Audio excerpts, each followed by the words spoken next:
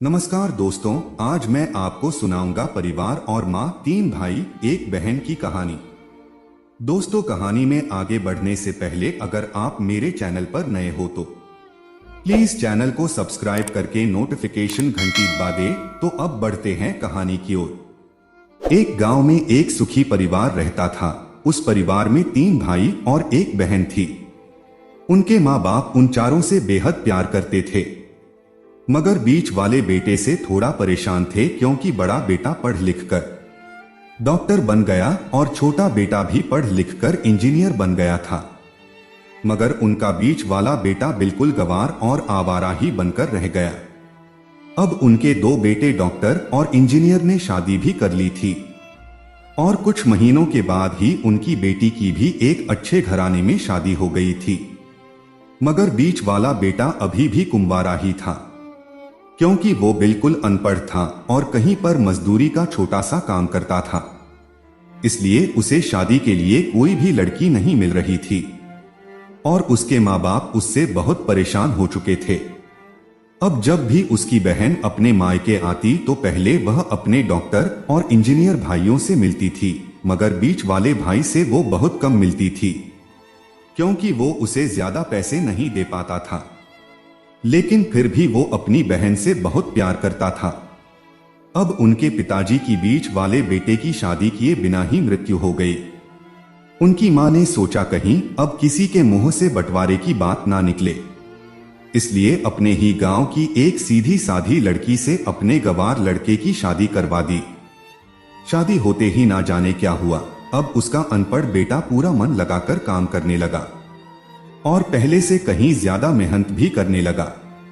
अब तो उसे कोई भी दोस्त बुलाने आता तो वह उसे यही कहता था कि भाई, पहले तो मैं जैसे तैसे अकेला कमाकर खा लेता था, मगर अब मेरी शादी हो गई तो मुझे अपनी पत्नी के लिए भी कमाना पड़ता है और कल को आने वाले बच्चों के लिए भी तो कुछ जोड़ना ही पड़ेगा।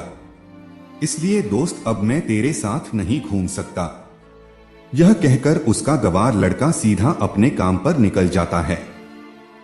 अब उसके दोनों भाई डॉक्टर और इंजीनियर आपस में यह बात करते हैं कि हम दोनों तो उस गंवार से कहीं ज्यादा पैसे कमाते हैं, इसलिए हम सब घर और जमीन का बंटवारा कर लेते हैं और उस गंवार से अलग हो जाते हैं, क्योंकि अब वो हमारे बराबर कभी भी नहीं कमा सकता। इसलिए उन दोनों भाइयों ने अपनी मां के लाख मना करने के बावजूद भी बंटवारे की तारीख तय कर दी और उन्होंने अपनी बहन को भी बुलवा लिया और अपने गंवार भाई से भी कह दिया कि आज तुम अपने काम पर मत जाना, क्योंकि हम सब आज घर और जमीन का बंटवारा करेंगे। उसी वक्त उसकी बहन भी आ जाती है। तभी उसका गंवार भाई बोला कि तुम लोग बंटवारा कर लो, मुझे जो भी देना हो दे देना, मैं शाम को आकर अंगूठा लगा दूंगा। तभी उसकी बहन कहती है, अरे बेवकूफ, तू तो अनपढ़ ही रहेगा, जमीन का हिस्सा तो आमने सामने बैठकर ही होता है। तभी उसके दोनों भाई भी बीच वाले गंवार को उल्टा सीधा कहते हैं। तब उसकी मां भी उसे कहती है कि बेटा, आज तो काम पर मत जा, बंटवारा तेरे सामने ही होगा तो ही अच्छा है। उसी वक्त वकील भी आ जाता है। तभी वकील कहता है कि आपका सारा हिस्सा मिलाकर 10 बीघा जमीन है और आपका घर है। अब यह बताओ कि किसको कितना हिस्सा देना है, मैं उसी हिसाब से बंटवारे के कागज बना दूंगा।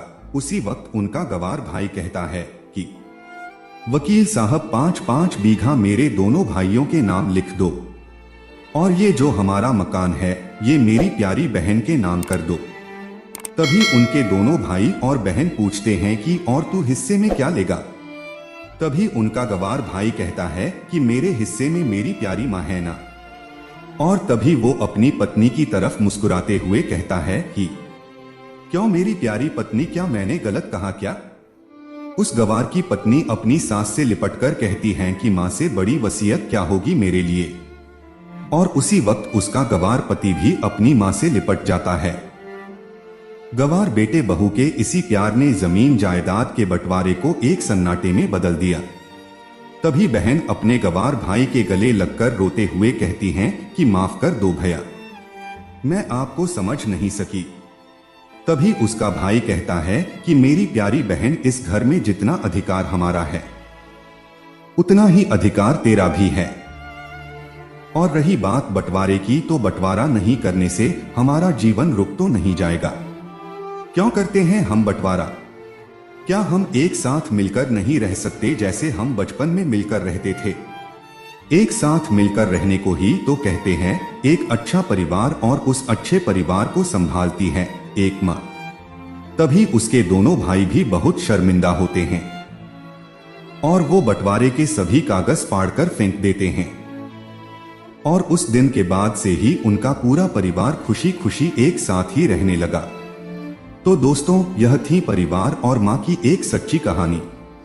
अगर आपको वीडियो अच्छी लगी हो तो प्लीज वीडियो को लाइक और शेयर जरूर करें और चैनल को सब्सक्राइब करके नोटिफिकेशन घंटी दबा दें।